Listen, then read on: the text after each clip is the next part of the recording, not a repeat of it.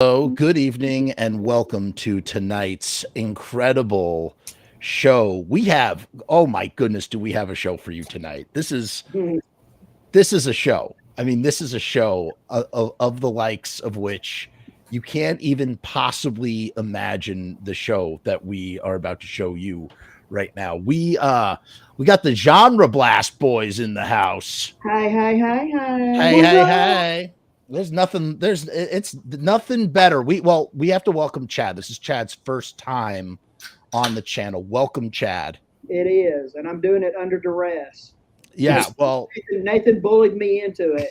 Good. No, I'm glad because I'm glad to be here, Jeff. I love you, so all is well, man. I love you too. And congratulations, you have a new book out, right? Yes, I do. That's friggin' awesome. What's it called? It is called The Devil Won't Let Me Be. It is a bully revenge movie, and I guess if you put the movie Savage Streets, New Kids, Teen Wolf, and Class of 1984, that's what you would get. That's a lot of movies. That's a lot of good movies. Yes, it is. And Nathan, what are you currently what kind of pies do you have your fingers in right now at the moment? I sometimes I've got my fingers in Chad's pies, and he likes it. Chad's about to blow up as the new splatterpunk horror writer kid on the block. Like he's on the precipice right about now. So people are figuring out that his book is it's illegal. I can't wait to check it out. Sounds like a mean mamma jam to me. But yeah, me and Chad are writing a lot now. It's easier than making movies. I mean, as far as like cost is concerned, there's still a lot of effort. But so that's kind of what we're doing. We're like Quentin Tarantino. We've retired from filmmaking, and we're just writing books now. Oh, look at you! Look at you! I think it's inspiring because I got to tell you, I want to write a book, and you guys kind of have shown me that there's a template to do it from screenplays. So. Yeah, you know what? There's no rules to follow other than just make it interesting. Just get out there. The limit is your imagination. That's right. Just get out there and do it. And your ability to adapt narrative prose into internal monologue. Yeah, yes, sir. That is correct. Yes. That's a tough. I find it's easier to start from scratch than to adapt from a screenplay because you gotta stretch it. You gotta really stretch it out and add to it. Yeah. Otherwise, people are gonna be like, "That's a screenplay." Like, so you really gotta like. It's just dialogue. It's especially in my love. I'm very self-indulgent with that. But listen, I digress. We've got some ground to cover. Let's get to it. Okay. Let me set the tone here. So first of all, the boys have already professed their love for 90s movies. 90s movies are for me a intoxicating melange of pop culture, the likes of which there is no other. There's something about 90s movies particularly. They capture a vibe of the world akin to what I would imagine how people kind of feel like the 50s, like nuclear family in the 50s, like everything's okay, everything's prosperous and perfect, that kind of thing. I feel like we get that again in the 90s, or at least that's how I remember the 90s to an extent. And like, it's just like, I don't know if that makes any sense. It's just like this vibe. And so when I go back and I watch that vibe, those sensibilities, every decade, every year, every movie has a sensibility of its time, and the 90s is no exception. In particularly when the 90s movies are basically look like they were written and produced by artificial intelligence, like Suburban Commando. Yeah. After listening to the dialogue, I will agree with you, Jeff. This is pure craftsmanship on this. Especially Hulk Hogan's dialogue. Oh my God! They don't make movies like this. We should be doing an entire podcast on Hulk Hogan's filmography. I agree. Mr. Nanny has to be next. I think Santa with Muscles is on the 96 podcast coming up. So oh snap! Actually, let me turn, and Chad, I don't know if you're a wrestling aficionado like your partner here, but if so, please feel free to jump in. Can you please for me, because I'm not I know Hulk Hogan as well as any, child of the 90s or person of the 90s. Can you please set the tone of what is going on for Hulk Hogan at this time, where he's coming from, how this all kind of comes to be, since you know the wrestling world so well? I'm going to give that to Nathan because he is How long do you have, Jeff? You have 3 minutes and 30 seconds. No, just give us a grand overview. This is at the height of Hulk Hogan's popularity. This is getting towards the end of his big run in WWF at the time, now WWE. So I would say in 1992 is when he leaves to go do like Thunder in Paradise, the show. And there's the whole steroid scandal in the WWF, and the United States takes Vince McMahon to court and all that stuff. That's all happening around this time. So this is I would say that this is Hulk Hogan's biggest movie outside of Rocky III. Like this was his starring, right? Because this was a big theatrical release. It was a decent budget. It's him as in a starring role. I mean, the cast. Look at the cast in this movie. Like. Yeah. Unreal, unbelievable. They made an effort with this movie. This was Hulk Hogan's big movie to like The Rock is. You could see The Rock doing a movie like this, like The Tooth Fairy, or it's a sci-fi action comedy for families, basically. This is kind of what The Rock would have done in 1991, I think. So yeah, Hulk Hogan was mega popular at the time, and. So I think this was definitely their attempt to like, all right, let's do the Hulk Hogan thing now. He had some time. He was taking a little bit more time off around this time in the early 90s, as opposed to the 80s, where he was just like probably the most famous person on the planet in the mid 80s. But this, still popular, but waning just a little bit. And I think this was his chance to be like, all right, it's time to do Hollywood. Let's do some Hollywood here. Right. And the results are depending on what. Look, I like this movie because I grew up on this movie, but it's got a 15% on Rotten Tomatoes, and on Letterboxd it's like a 2.1. Like that's bad. That's really bad. I know a lot of people hate this movie, and I'm not. It's a 90s movie. You can't. Here's the thing about movies like this. I don't think you can hate a movie like this. Like actually hate it. Like it's not something that takes itself serious. You can only hate things that take itself seriously. If it's taking itself seriously, I feel like you can hate it. Oh, this movie's not trying to be serious at all. Right. And I'll be honest with you, this is the first time I ever watched this movie, because when it came out, I never was a big Hulk Hogan fan. Undertaker, yes, I loved him. I was amazed by him. Yeah. And that's the reason I didn't watch it, because nothing appealed to me. But I'll be honest, when I did watch it, it did have, I want to say, it took you back to the 90s. It aged like fine wine. I think I would have appreciated it. I don't know if that's the right words. Sure, no, that's fine. But I appreciated it. I don't think I would have the first time I would have watched it, because I'm a little bit older than you guys. In the 90s, I was kind of in my late teens, so I don't think I would have appreciated it then, but now I appreciate it, because it had that nostalgic feel to it.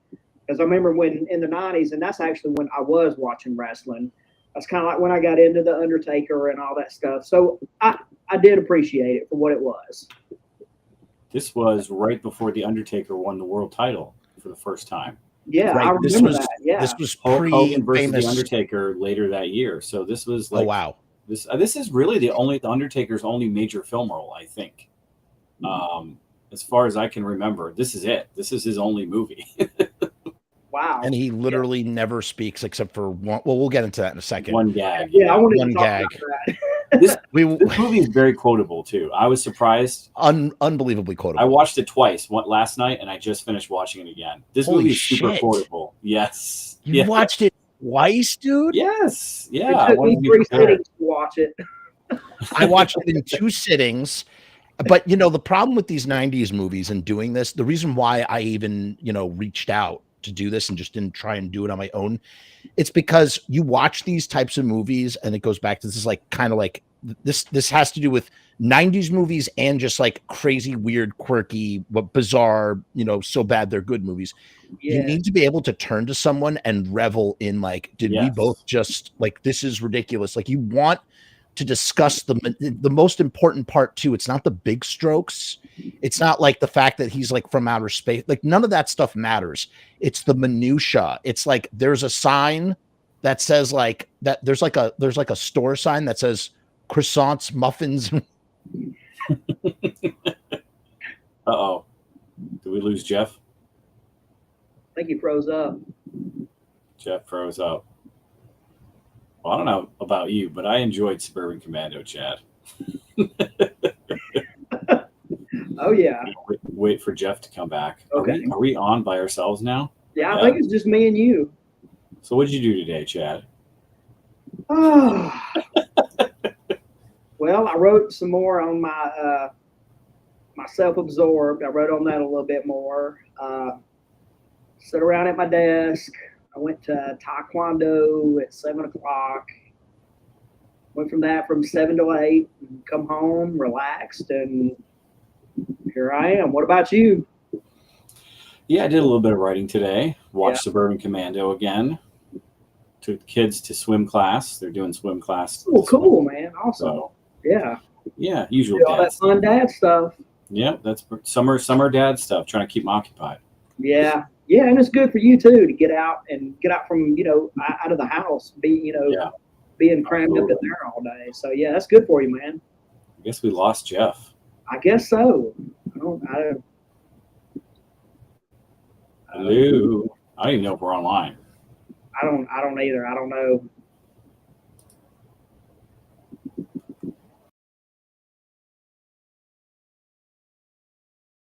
Man, that really sucks. I hate that shit.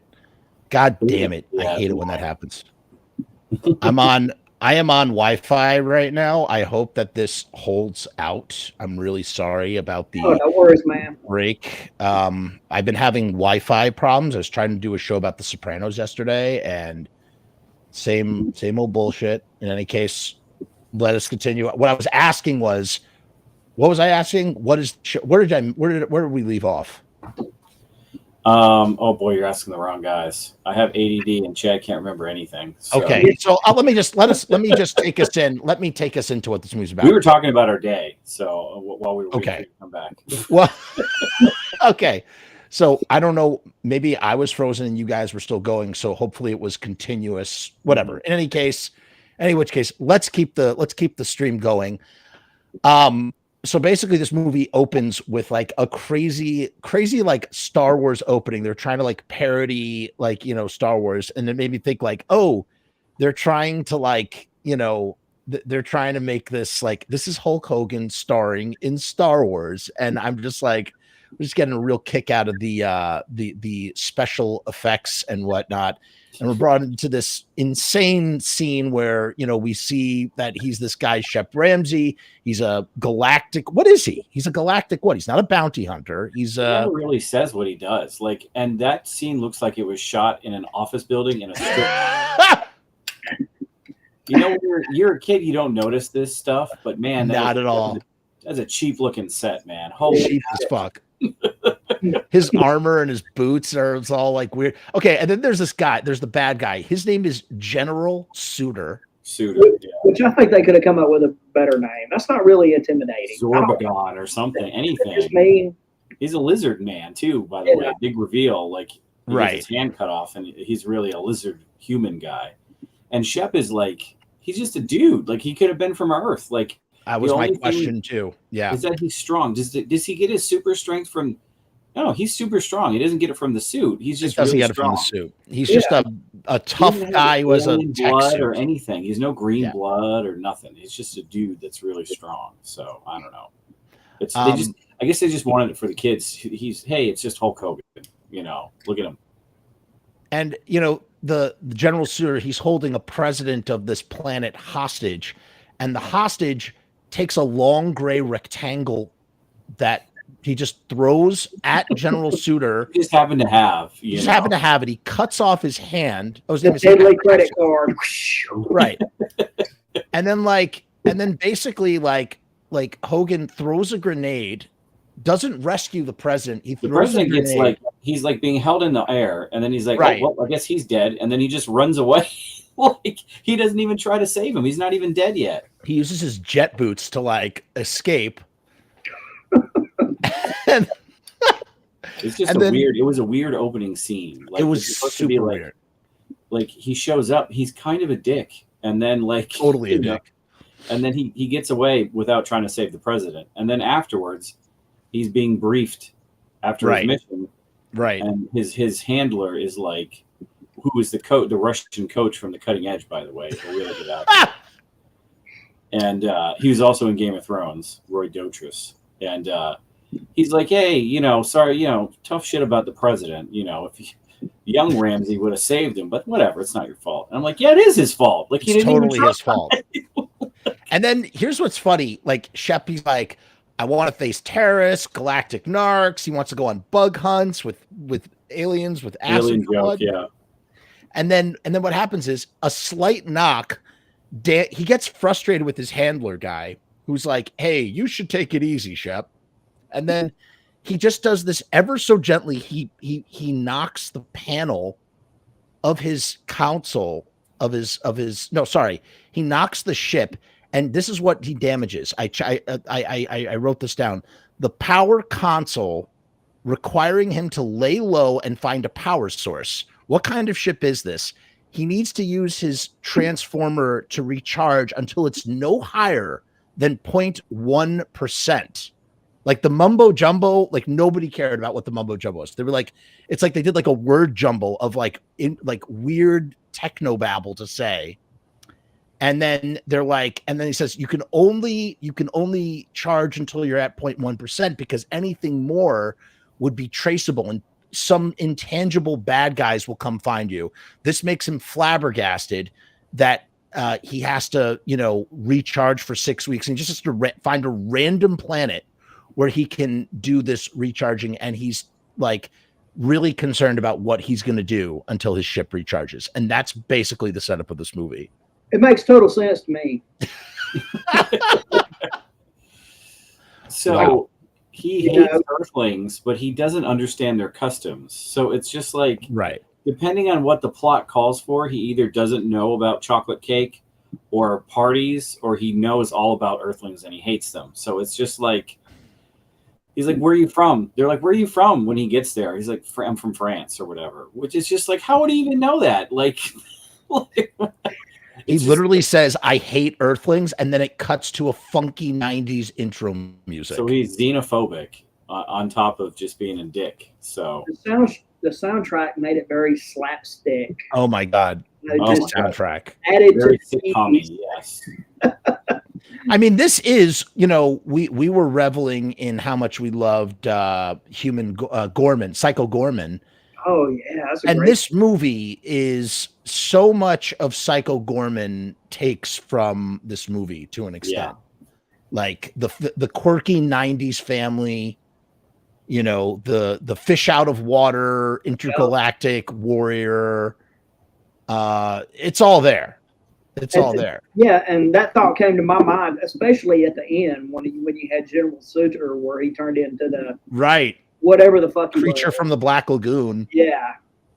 So, with like random nipples on his body.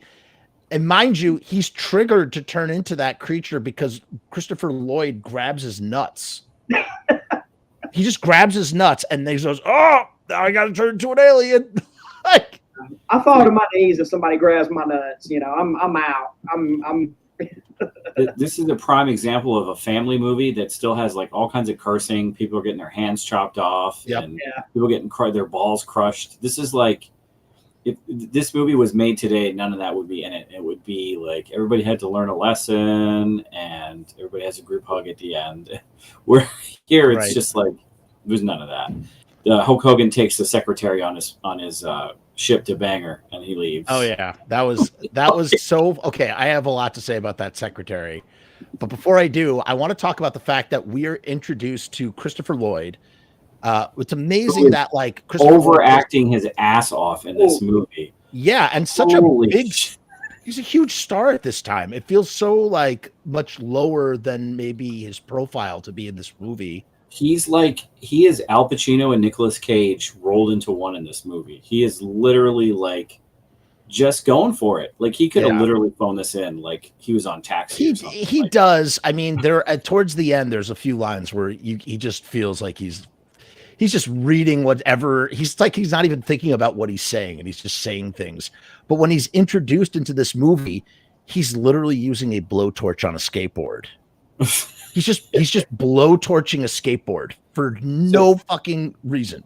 So I guess he's an architect, but he's also supposed to be an engineer, like a structural engineer. A wacky inventor, engineer, architect. But that's not really explored a lot, except for a couple scenes where he wants to go into his workshop. He's like, my shed, my tools. I'm gonna go bang something in my shed, and then Shelley Duvall of all people, just weird casting is in this movie. Is his wife so bizarre, and she has turned his workshop into an apartment to rent out because they're struggling for money. And puts a sign with an arrow that literally says apartment that away. There's no information. Nope. There's no rent price. The day she put it up, he shows up. I'm like, it's 1991. There's no way they're going to rent an apartment out the same day. She was very quick in how she set it up. I think she done it like in one day, had it ready for Hulk Hogan. Yeah. Right. By the way, the theme song being sung, I'm absolutely positive that's Hulk Hogan singing the theme song. It is. And there's a song about him on the end credits too. It's Ramsey. Amazing. And there's a moment. Sorry, go ahead, Chad. What were you saying? No, I was just saying amazingly bad. There's a moment where at the beginning when Shelley Duvall, she's complaining to Christopher Lloyd that their bills are not paid. And she holds up the bills in the most staged. She holds them up with both hands. What are we gonna do with all these bills that we got? She's like, look at these bills. Look at these bills. That's for kids who don't know what that means. So adults are going to be like, that's not how you talk to your spouse. She's really upset. And it's so funny too. Such a 90s dad trope from movies. He is the dad at a corporate job with the rolled up plans in a tube. Every dad had rolled up plans in a tube in the 90s. Gotta go for the big project, The kids in this movie have no bearing on the plot whatsoever. They don't exist. I thought they had such a big... I thought the whole family was so involved. They're non-existent. You're not there for me, Dad, or none of that. They're barely in the movie at all. Not at all. I thought they were such central characters. I completely forgot. Nope. So it's all about Christopher Lloyd and Shelley Duvall, who was getting a little sexy in this movie too, huh? How about sexy Shelley Duvall? Yeah, that was interesting as well. And mind you, this is sexy little dress on. Yes. And it's funny, I think about Shelley Duvall, this is really sort of the last time you really kind of see Shelley Duvall around. I'm not really sure what I know she kept acting all the way up till the year 2000, then she disappeared and now she's reappeared. She doesn't look anything like she used to. But you could see in this movie, this is the beginning of that phase of her life. She did that kid show forever, didn't she? On Showtime or something. Which show? She did some sort of children's show for a long time. That was the Shelley Duvall's Fairy Tales. That was in the 80s with Ron Perlman and Linda Hamilton as Beauty and the Beast. I didn't That's the same thing, really? Yeah, I'm pretty sure that's the same. Shelley Duvall's Storytime Theater, I think it was called. I remember in The Shining and Popeye. That's the. And boy, she's a looker in both of those movies. I mean, she has a really weird, she has this quirky yet beautiful look about her, but that's starting to fade in this movie a little bit. She doesn't quite have that vibe anymore. And what's interesting is then we go to the corporate boss office and we meet the boss, and that guy is in tons of movies. What's that guy's name? He's Larry Miller. Larry Miller. He's in 10 Things I Hate About You. He plays the dad in that. He's in a bunch of stuff. And everything. Yeah. Necessary Roughness. He was an asshole in that. Yeah. He always plays the asshole.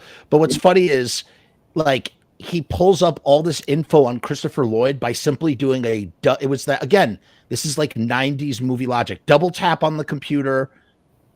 instantaneously pulls up in for like everything about Christopher Lloyd, including the fact that he is allergic to tuna. He says still allergic to tuna, like it's going to change at all. Like he's like, yeah, I think so. And then when he gets the blueprints, he's orgasmic over them. He's like, oh my God, look at these recalculated specs. They're so great. And then the Japanese businessmen come in, including Mr. Zukaki. There's Mr. Zukaki. And then like he's talking to them, and they're so like incensed, because every 90s movie always had Japanese like businessmen, you know, the big project for, you know, the multi-conglomerate corporation in Japan, you know, that sort of thing. Oh yeah, I just watched Rising Sun recently. That's all that movie was about, was Japanese businessmen for 2 hours. It's a big thing. It was a big thing. And then I don't know, do you notice this was another trope? This movie was full of tropes. The car race scene, which is obviously, you know, we see that in Better Off Dead, but I feel like that was like sort of like a mentality of like, hey, this is how I live on the edge. I race my car at stoplights, and it's, you know, like the zest and machismo for life. It's but that lame suburban, like if you live in the suburbs, you're a lame-o square. Yes. And he's afraid to take, he's a guy who's afraid to take risks. He's right. He's henpecked, not really henpecked, but he's definitely like a very passive. He's given up on life. He's got this suburban existence with kids and a wife and right, a crappy little car. And to me, the car was a character in itself. Absolutely. It's just so shitty looking, and it added to how much of a nerd he was. You know what I mean? And absolutely. Yeah. Absolutely. And, you know, and he always, you know, this is like a repeating theme, though. 3 times over, we have this car race. It's like it's a whole thing.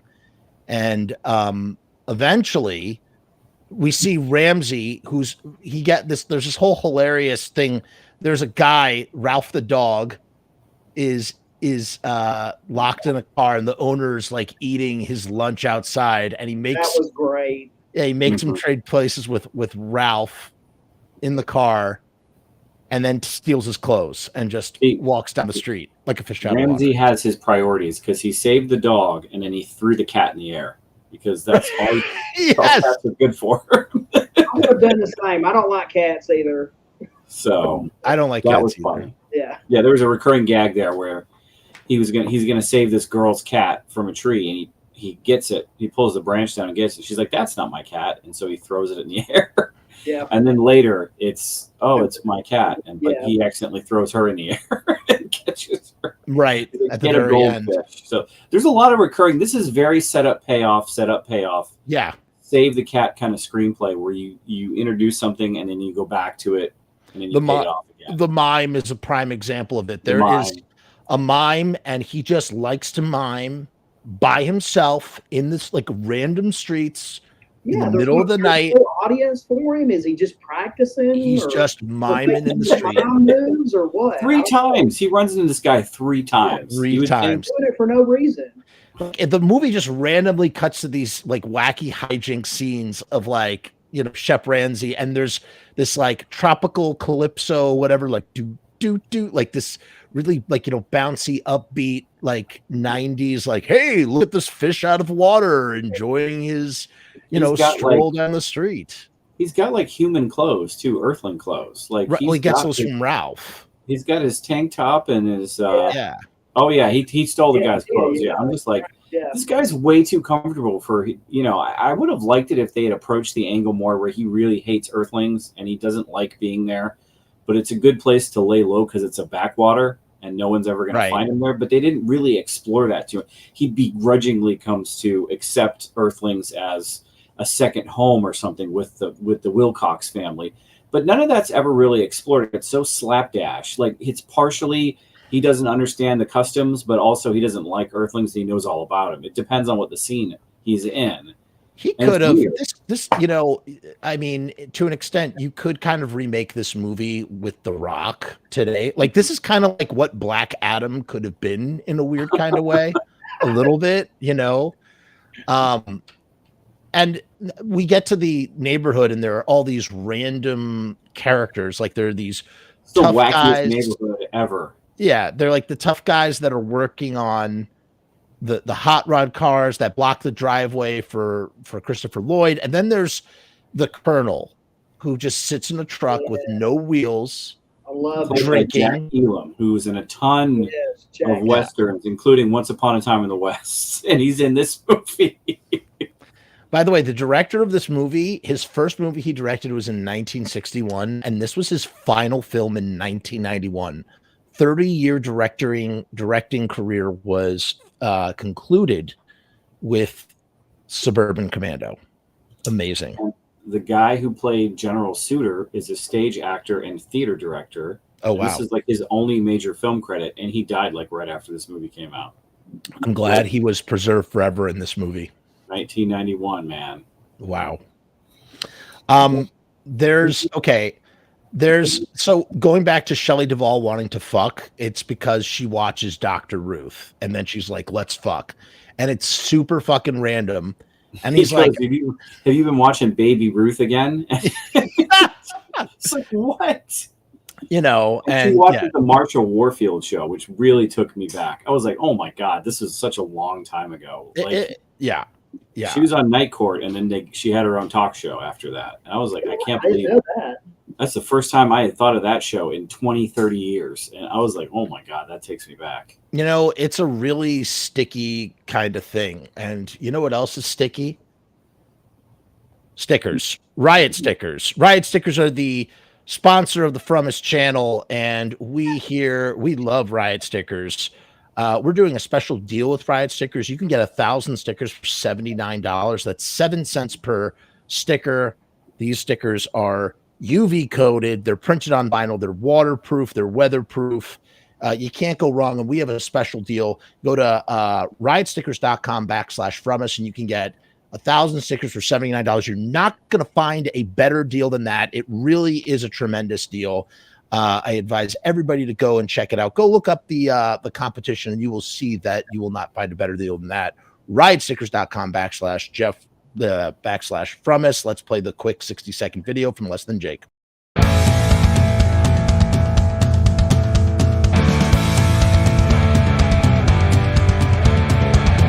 We make stickers, banners, and buttons too. Posters and promo cards. There's nothing we can't print for you. From stage backdrops to bass drum heads. We can print on shirts. We can print on hats. We can print on pants. Cheap prices and high quality. Quick turnaround times and free shipping. We also offer free artwork support. Great customer service and so much more.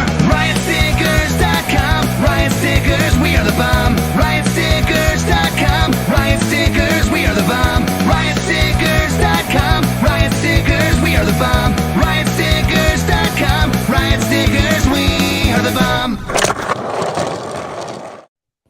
All right. And we are back with you. We're talking Suburban Commando, and we were right at the part. There's this moment where he finds out that his shed has been turned into an apartment. He does something that's super 90s. He goes, Jenny! Like at the top of his lungs, like upset. And then when he sees that Ramsey is going to rent the apartment, he says, I don't want to rent to him because he's enormous. That's the reason. He actually says that's the reason why he doesn't want to rent to him. He's sizist too. He's a sizist. And then, of course, very sitcom setup here. Like this is the setup for the sitcom. Like this could have been the pilot where Shep moves in. Yep. It's kind of like Mork and Mindy, but he's like an intergalactic bounty hunter, like a comedic version of I Come in Peace, aka Dark Angel. Oh, that is a good movie.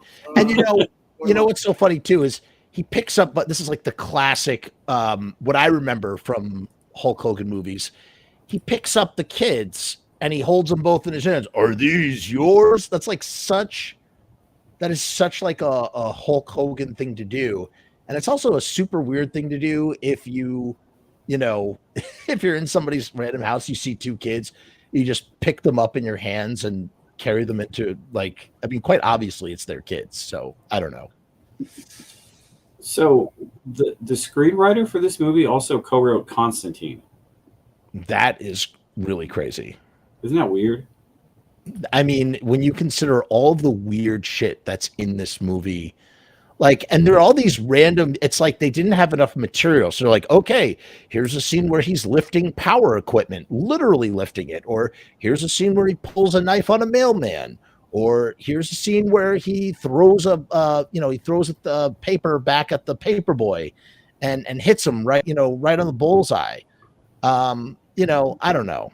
And then he saves the kids, and they bake him a chocolate cake and they take the picture, and it's like, hey, we're slowly becoming a family. Yay, it's so great, and you know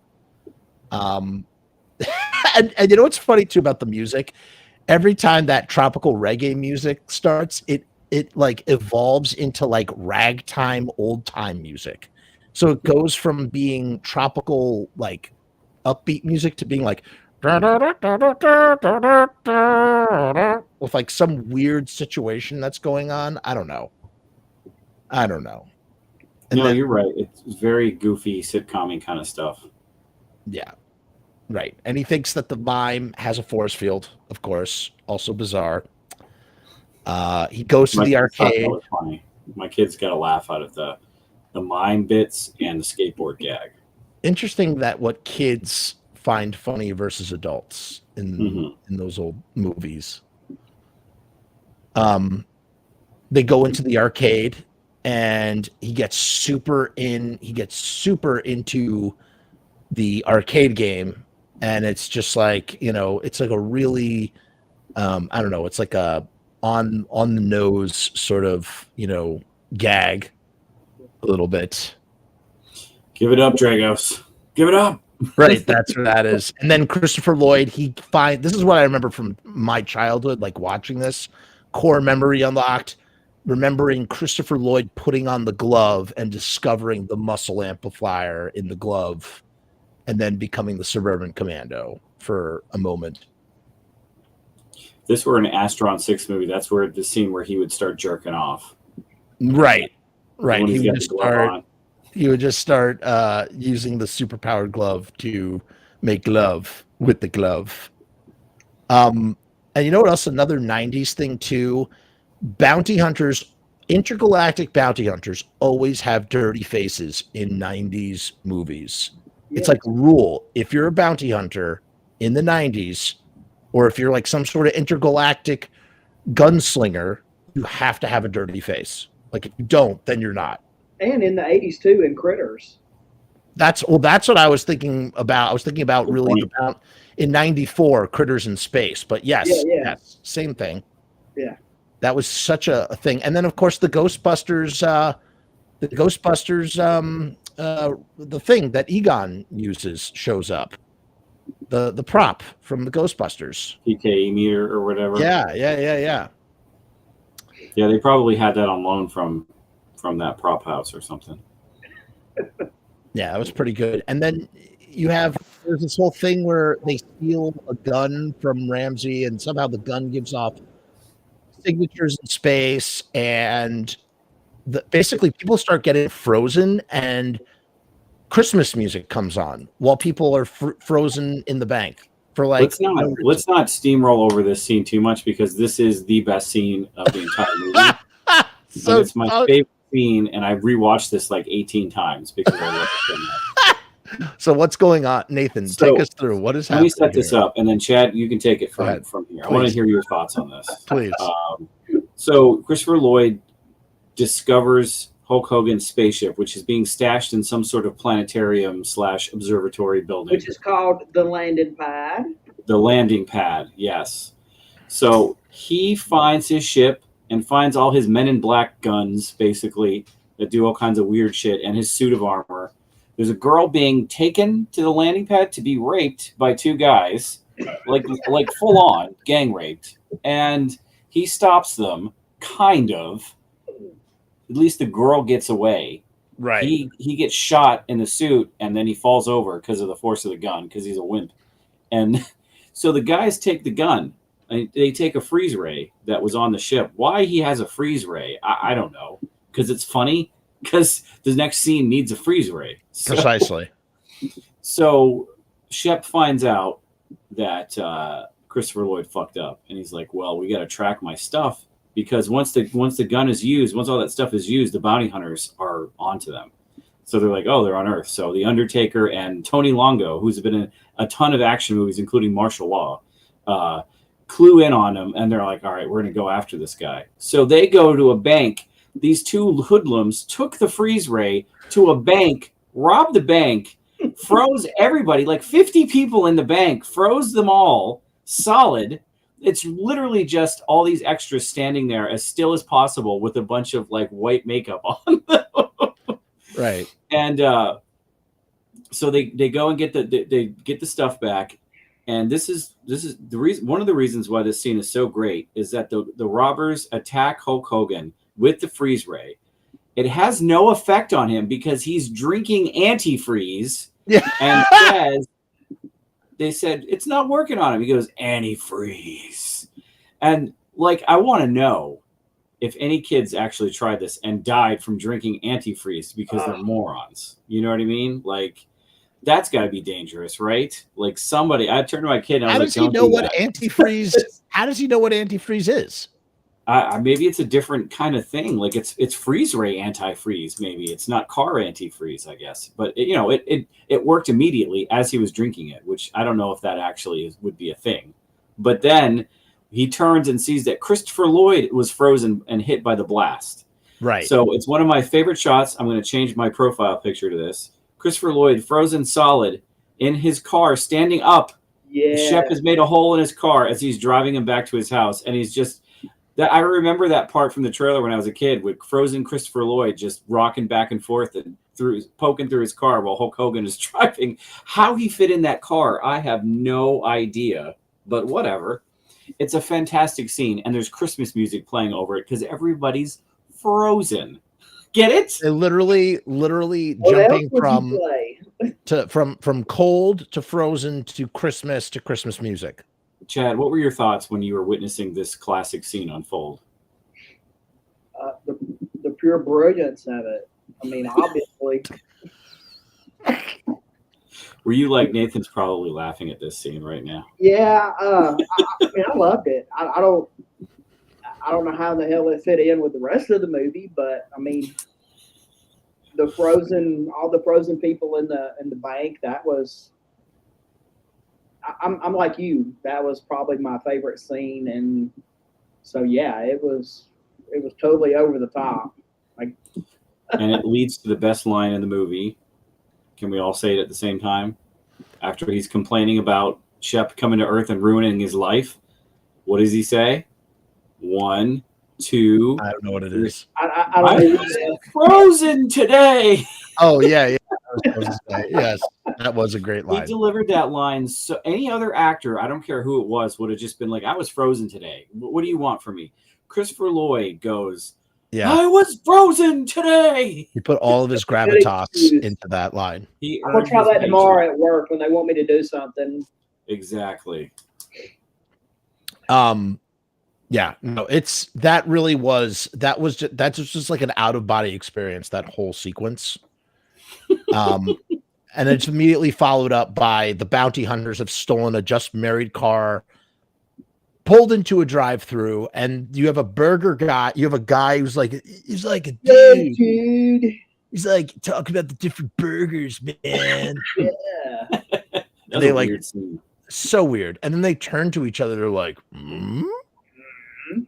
Did we didn't even see them get that car, did we? Did I miss that part? They just randomly have this car. There's obviously a scene they shot where they stole a car from a married couple and they just cut it out of a 90-minute movie. Like, seriously? Like, they were not pressed for time. A 90-minute movie that has 4 different endings.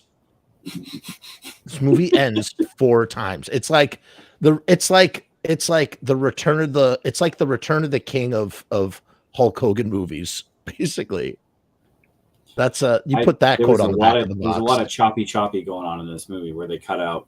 Yeah, I want to see like Vinegar Syndrome needs to release this because they put out shitty movies, so they have to put out the Snyder cut of Suburban I just want to see Commando. deleted scenes. They don't have to do an extended cut. I just want to see what they cut out of this movie because there's that scene clearly where the bounty hunters stole a car from a married couple.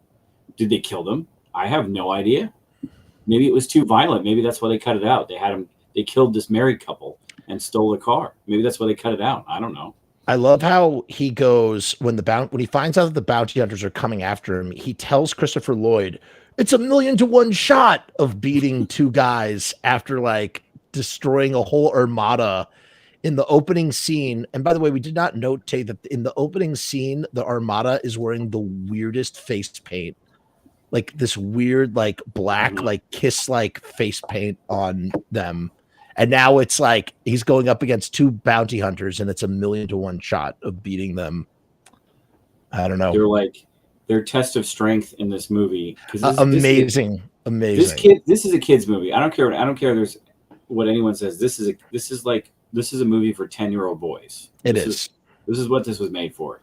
I agree. I don't know. I don't remember if it's PG or PG-13, but it's made for 10-year-old boys. And I was like 11. PG. 11 or 12. So this is perfect for me. You know, I loved this movie when I was a kid. So the bounty hunters show up and they meet with Hulk Hogan. And they're looking for Hulk Hogan and Christopher Lloyd are looking for these crystals that Christopher Lloyd's boss has in his office. Right. And these crystals just so happen to be able to power his stuff, his ship, his gear, whatever.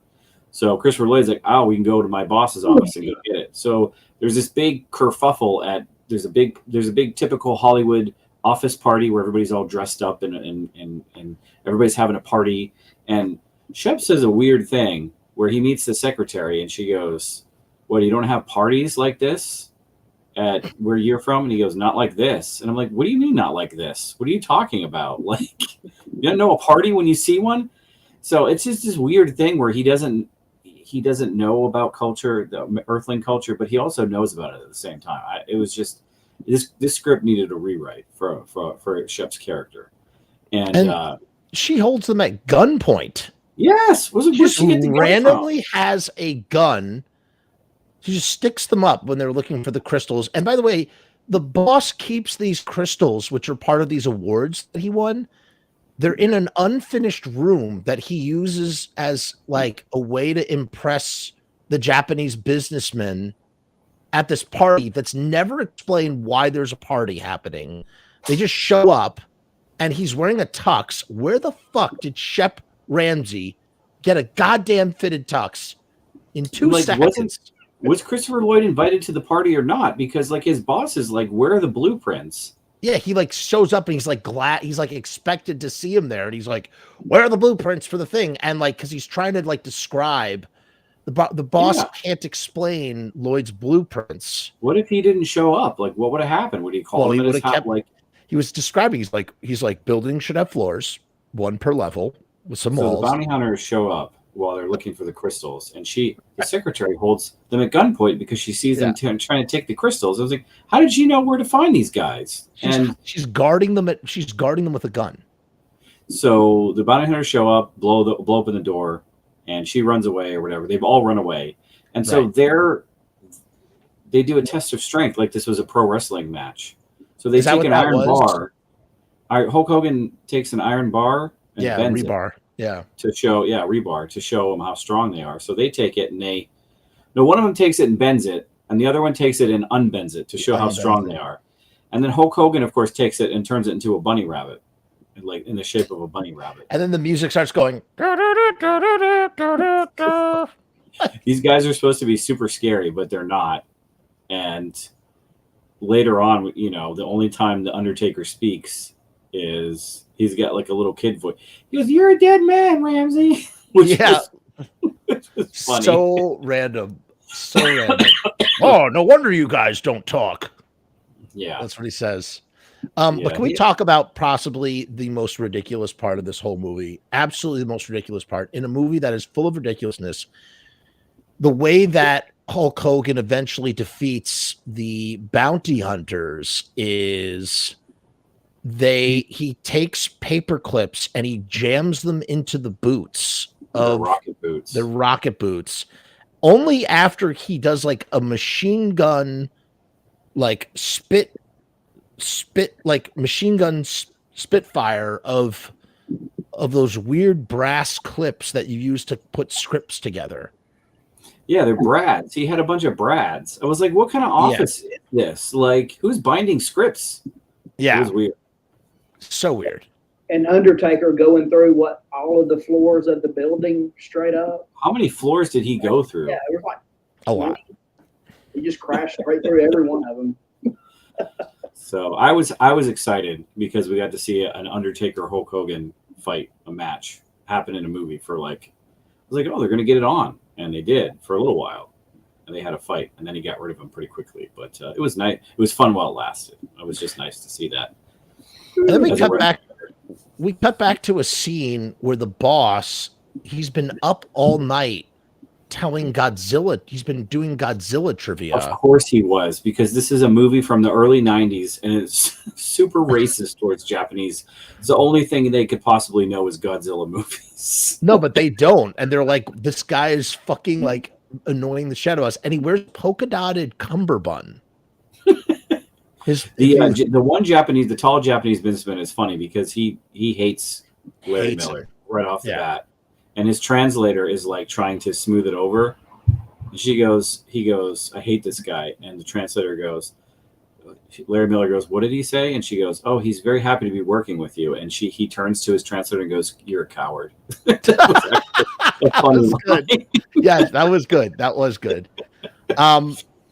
Eventually when he does, okay, we need to talk a little bit about Suter in his, at the end. I mean, just the scenery chewing of the actor engaging in his final on-screen moments, both literally and figuratively, as he goes, I'm going to love killing you, Ramsey, like shooting around him, but not shooting him and taking forever. And then it's like Hulk Hogan wants to be Arnold Schwarzenegger. That's what this movie is. He wants to be Arnold Schwarzenegger. That's what it is. That guy's supposed to be Michael Ironside, and Hulk Hogan's supposed to be Arnold Schwarzenegger. You know what I mean? And he eventually figures out his weakness is the family because he like creeped through the house. And then the dad goes back to save Hulk Hogan, who decides he's going to blow up the ship. And he crashes through, and then he kicks him, and he grabs his nuts, causes him to turn into a creature from Black Lagoon. And then he electrocutes him. Hulk Hogan electrocutes Suter, and for a brief moment, I don't know if you guys heard this, there's a brief moment where a funky music cue comes on during the electrocution. And if you, I had to rewind it back. It was pretty hilarious. No, I didn't catch that. That's pretty great. Some good listening on your part. Yeah, it was pretty great. And then so we got to talk about one of the best scenes in the movie. Please. There's the whole thing. The tough guys on the corner of the street, they park their hot rods. That's right. Like this. Like if you're just listening, it's like the front, like those really long needle nose hot rods. Right. Like they have two of them that they're working on in the street, and they like dickheads. They park them facing each other in front of the Wilcox's driveway. So Charlie can't pull into his own driveway, which that would send me into a homicidal rage. Yeah, I'd be furious. But he's such a wimp. That's his character. That's his character arc. He's such a wimp that he just parks on the side of the street. And every time he gets out of the car, there's two teenagers in a hot rod that are always whizzing down the street. He almost gets hit by him all the time. And his son almost gets hit by it. Hulk Hogan saves him. But they're working on their hot rods. And Hulk Hogan's, he's starting to turn towards the Wilcox family, and they're starting to grow on him. So he's like, that's not right. So he's talking to the drunk colonel in the yard, and he goes over and lifts up the hot rods so Charlie can park into his driveway. And the other guys are like, hey, don't touch our hot rods. And Hulk Hogan's like, what are you going to do to me? And he goes through all these, are you going to beat me up? Are you going to grind me into, whatever, walrus paste or whatever you're going to do? And the one guy who I know has been in a ton of movies, he's very recognizable. He goes, no, yeah, he's in a lot of stuff. We're going to sue you. Oh my God. You know who that guy is? I'll tell you who that guy is. That is motherfucking Buzzsaw from The Running Man. Yes. He's been in a ton of stuff. What? Hold on, now I got to look this up. I'm almost positive that's Buzzsaw from The Running Did not Man. know that. He's one of those guys that was in everything. Saw Running Man. If I'm right, I have a feeling. Oh no, I'm super wrong. Oh my God, Elisabeth Moss is in this movie. She's the little girl with the cat. Oh really? Yeah. Wow, how could I have been so wrong about that? I thought I was so right. I thought that was Buzzsaw. It's not Buzzsaw. Totally different guy. I would have believed you. Would have believed me too. Can we talk about the 14 Dennis endings Berkeley. of this movie? Dennis Berkeley. The guy? Okay. No, Dennis Berkeley. He was in Stop or My Mom Will Shoot, The Doors, No Way Out, Mask, Fletch Lives, Hollywood Homicide, Son-in-Law, Tin Cup, Father's Day, Rush. Yeah. He's been in a ton of stuff. Wanted Dead or Alive. He's one of those guys that you recognize in everything. Just a heyday of 90s movies. It's like Al Leong. Al Leong is in like every action movie in the 80s and 90s. So let's talk about the Return of the King endings. Like this movie just keeps ending. There's this whole drawn out scene, helicopter scene, where it seems like this is like an editing thing where you try to extend a scene as much as possible. So you use every conceivable line in the take and try to cut back and forth so that it just keeps extending the thing. So there's literally a moment where like Christopher Lloyd, he's like, okay, have a nice flight. And then he turns and he goes, aren't you going to say goodbye? And he goes, see you around. And like, it just keeps going on and on and on. And then we get this whole thing with the cat. And then there's a whole thing with the skateboards. And then Christopher Lloyd. It's like everybody gets an epilogue. They had to wrap all of these gags up, all these threats and payouts. They all had to be paid off. Yep. And it ends with like Christopher Lloyd's like the way that we show that his character's grown and that he takes risks besides like just like being a badass at the end and like saving Shep. He runs a red light and then shoots the red light with a laser gun that Shep Ramsey specifically warned him not to use because it would bring more bounty hunters back to Earth. Yeah, we never got Suburban Commando 2 with Roddy Piper. That would. I'm waiting. Oh, would that have been perfect? That's his brother. That's like Kemp Ramsey and Shep Ramsey. Oh man, this was a treat revisiting this movie. I'm so glad that I did it. Really, probably haven't watched it in 25 or maybe even 30 years. I mean, a long time. And I never would have watched it unless you invited me to do this. So it was a treat. I enjoyed it. It was. Yes, this is my childhood right here. I love watching it. Mm-hmm. I mean, it's like, again, there are plenty of 80s movies have their own sensibilities too, but there is just something particularly incredible about 90s movies where you just have this weird sort of 90s logic that just never, we haven't had it before and we haven't had it since. And it's just special. It's, one of the last decades where practical effects were the norm, shooting on film, especially in action and sci-fi and, big budget movies, you still have that feel like, like even stuff like Waterworld and The Last Action Hero, like it's just, that was like the last great decade for like true old school Hollywood is the 90s. It's the pinnacle of true old school Hollywood when you think about it in that way. The pinnacle of it. I mean, you get movies like Armageddon, Face Off, like Con Air. Like it just go on and on and on with the majesty of 90s. Both Universal Soldier, Broken Arrow. I mean, come on. Both on a independent and low budget level, all the way up to like the biggest blockbusters. I'm so grateful to have lived through that and witnessed it and seen it and enjoyed it. Shout out to New Line Cinema for putting out stuff like this. Like big shout out. This stuff was like a staple for me for video store you know, going to rent Suburban Commando or, you know, something like I posted about it on Facebook, like Mr. Destiny with like Jim Belushi, or If Looks Could Kill with Richard Grieco, which is a wild ass movie that we should absolutely do one day. Listen, I'm definitely down to do more of this. In fact, there's, you know what, I've been having a craving to revisit another staple of the actually I think it's 89, but it might as well be a 90s movie. Did you guys ever see Dream Team with Michael Keaton? Hell yeah. Oil. Yeah. Fucking, like an updated version of One Flew Over the Cuckoo's Nest, but like with Michael Keaton. Just like It's been forever though. I've seen it when it first come out. Right. I'm dying to revisit that. That's something I really want to revisit. Dream Team that's a good cast. Michael Keaton and Christopher Lloyd in the same movie. I mean, sign me up.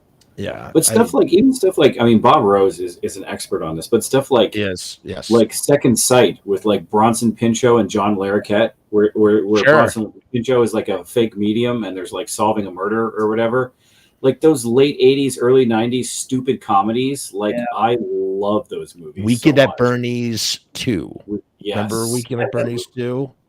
Blame It on the Bellboy, you know, Transylvania 6-5000.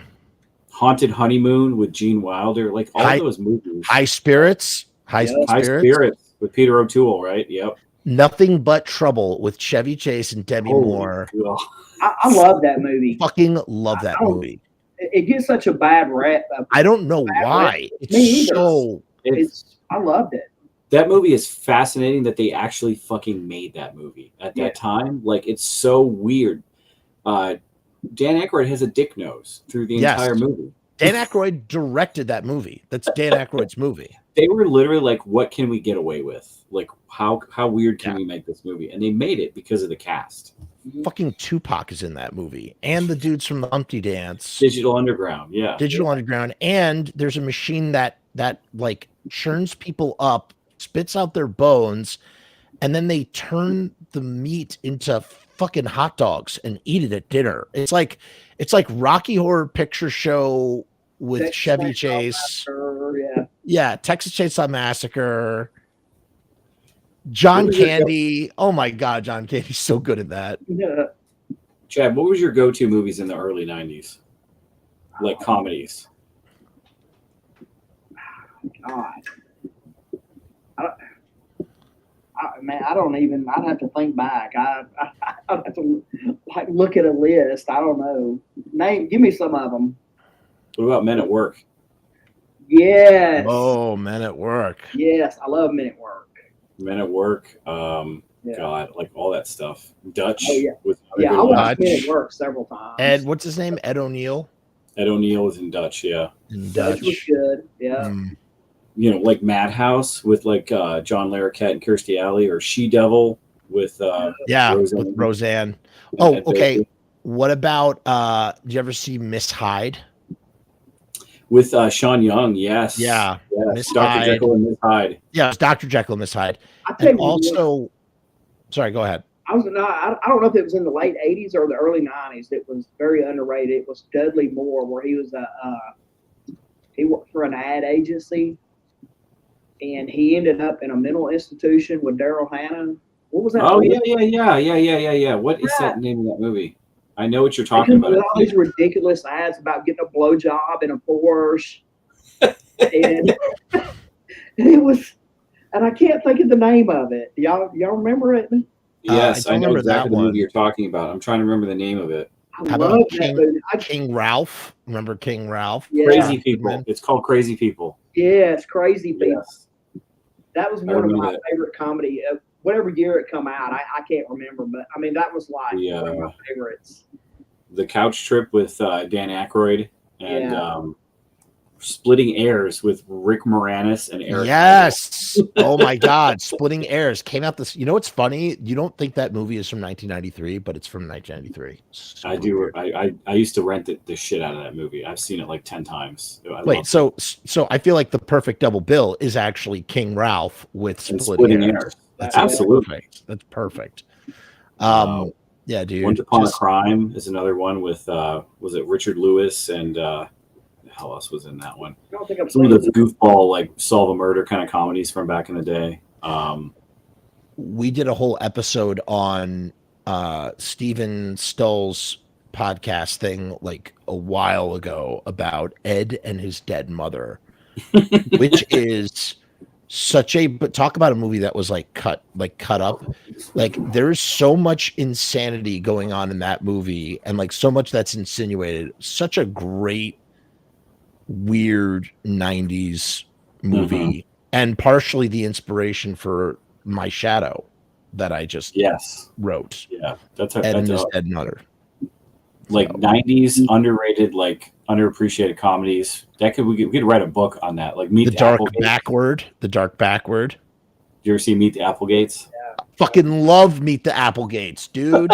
Well, I mean, they actually made that movie. Like, can you believe they actually made it? And you know, it's so crazy. You would think that movie would be like a horror movie, and it's like such a comedy. Such a dumb comedy, but a funny one. Oh, I love it. I love it so much. Ed Begley Jr., Christina Applegate, I think, is in that. Yep. And then you go into like the straight to video sort of like section of things, and it just, man, shit gets weird. I mean, shit gets like my mother's a step alien. No, my stepmother's an alien. My stepmother's an alien. But then there's also brain donors. The step monster as well. Step monster. Was that the one with Betty Davis? That was like a curse. I think so. I don't know. I don't remember. Yeah, dude. Listen. I'm down to do another 90s movie when the time is right. When the stars align, we have to think of a good one. And the weirder the better. The weirder the better. Cap on. Listen, that won't be too hard, man, because like everything in the 90s is like, especially by today's standards, is kind of weird. I mean, I'm even rewatching The Sopranos, and I'm like, it's amazing. I'm like, feel like The Sopranos just happened, and it's like that was 20 years ago. Like, that's such a different vibe. 1999. Fucking crazy. I haven't seen The Sopranos since 2006. So it's like such a trip to rewatch it. I've only seen season 1 and that's it. That's when I'm just finished season 1 and now I've started on season 2. It's definitely worth checking out at some point. Yeah, I mean, it's one of those shows that I want to sit down and read, even though I know pretty much everything that happens because it's been spoiled for me. I still want to sit down and watch it. You know, it's worth it. It's absolutely worth the journey. Is worth the reward. You know. Sweet. Well, we'll have to do this again because we will. And look, we're right at the hour of 90s movies. Yeah. Yes, and we did it in an hour. I feel like we discussed so much shit in an hour. I feel good about that. We did. That's nice.